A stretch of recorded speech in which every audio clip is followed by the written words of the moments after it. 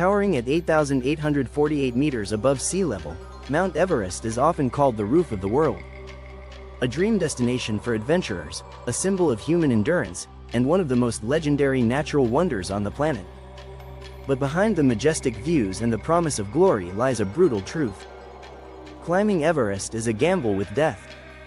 Above 8,000 meters lies an area mountaineers call the death zone, a place so dangerous that even standing still could be fatal. Every year, experienced climbers perish just meters from the summit. Frozen bodies remain where they fell, preserved for decades. What makes this mountain so deadly?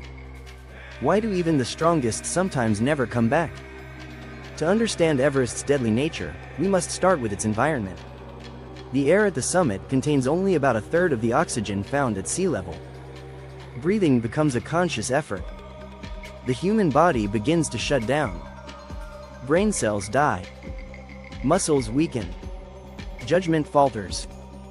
Many climbers suffer from high-altitude cerebral edema, or HACE, where the brain swells with fluid.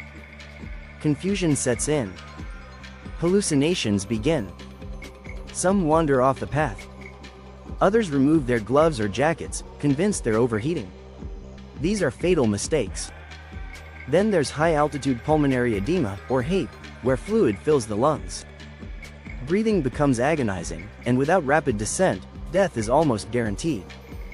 But altitude sickness is just the beginning. Temperatures on Everest can plunge below -40 degrees Celsius. Frostbite can set in within minutes. Hands, feet, noses turn black and harden. Many survivors return without their fingers or toes. A misstep on the icy slopes often leads to a deadly fall, with no chance of rescue. Climbers navigate the infamous Khumbu Icefall early in the climb, where massive ice towers, called seracs, can collapse at any moment. Avalanches roar through the narrow paths without warning. Crevasses hundreds of feet deep are hidden beneath fragile snow bridges. Even experienced Sherpas have lost their lives here. As climbers ascend, the weather becomes even more unpredictable. Storms roll in suddenly, bringing hurricane-force winds and whiteouts that erase the trail. Disoriented climbers can veer off course by mere steps and vanish forever. Above Camp 4, in the death zone, the clock is always ticking. The body consumes energy faster than it can be replaced.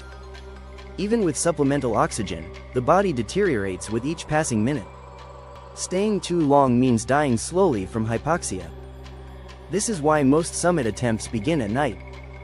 Climbers aim to reach the top and return to Camp 4 before the sun rises too high and melts the ice, triggering avalanches.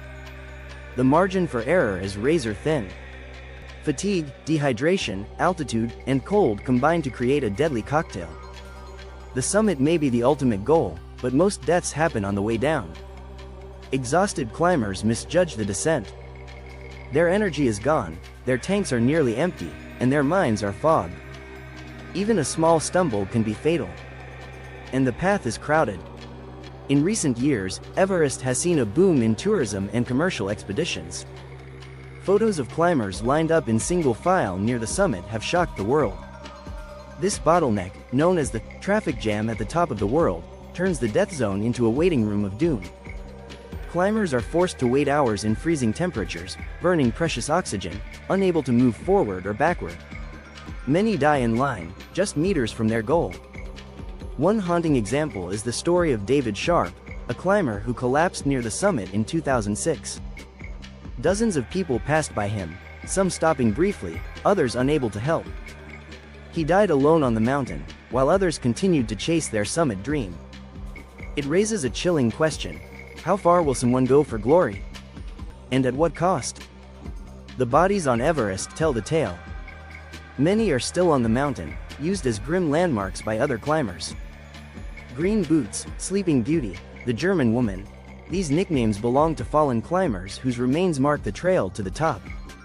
The terrain is too dangerous for recovery. Bringing a body down from the death zone is nearly impossible. Some attempts have cost more lives. Most are simply left where they fell, frozen in time. Yet, despite all this, people keep coming. The allure of Everest is unmatched. For some, it's the ultimate test of will. For others, a lifelong dream. But the mountain doesn't care about dreams. It doesn't care if you trained for years. It doesn't care if you spent your life savings. It doesn't care how close you are to the top. One mistake. One gust of wind. One moment of weakness, and it's over.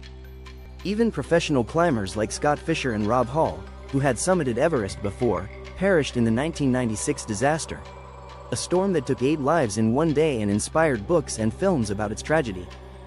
Today, climbers use advanced gear, GPS, oxygen support, satellite phones. But none of that guarantees survival. Everest remains one of the most unforgiving places on the planet. And for those who don't respect its power, it shows no mercy. If you're fascinated by the raw, untamed forces of nature and the places humans were never meant to go, subscribe now for more episodes in this eye-opening series. Next, we'll travel to a land scorched by fire and conflict, the Danakil Depression, one of the hottest, harshest places on Earth. Stay focused. Stay aware. Stay alive.